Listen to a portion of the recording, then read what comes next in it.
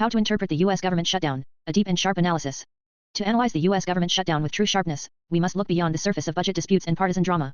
What lies underneath is a crisis of institutional fatigue, political pathology, and the erosion of civilizational faith. The surface, a ritual of self-inflicted wounds. The government shutdown is no longer a crisis. It has become a ritualized, cyclical act of self-harm. It isn't an exception to the American system, it is now part of how the system reaffirms itself. Every shutdown follows the same script. Both parties denounce each other as irresponsible, each side performs moral heroism for its base, then, under public pressure, they compromise at the last minute. This is like the heartbeat of an aging civilization, occasional spasms meant to prove it's still alive. But the problem is, pain no longer leads to renewal, it only leaves scars.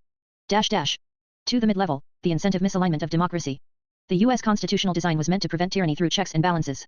In the 21st century, however, under conditions of deep partisan polarization, checks have turned into paralysis, and balance into fragmentation.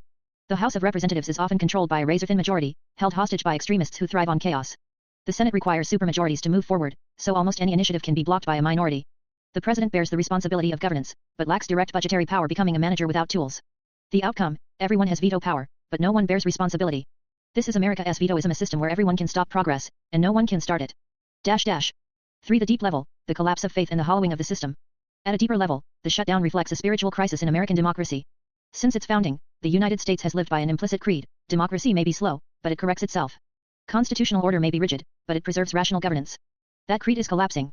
Democracy has been swallowed by partisanship, media sensationalism, and performative outrage. Voters no longer seek governance, they seek emotional victory. Politicians no longer represent public interest, they chase poll-driven anger markets. Thus, the shutdown is not a budget issue, it is the projection of a collapsing trust system.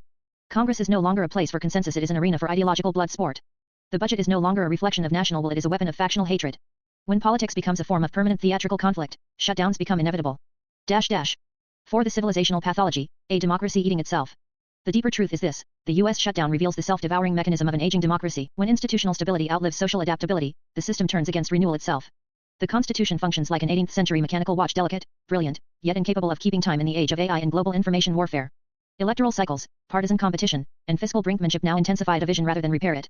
Legitimacy has shifted from governance capacity to symbolic identification. As long as there is an enemy, the system can still pretend to function.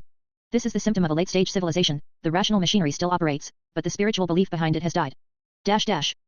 Conclusion: the shutdown as a warning signal. The U.S. government shutdown is a warning from within democracy itself. It reminds us that the greatest threat to democracy is not authoritarianism from outside, but the internal hollowing of meaning and exhaustion of faith. The shutdown itself is not fatal. What is fatal is that no one truly wants to fix it. Voters have grown numb to it. Politicians profit from it. When a civilization loses the capacity to feel pain from its own malfunctions, its decline is no longer a matter of if only when.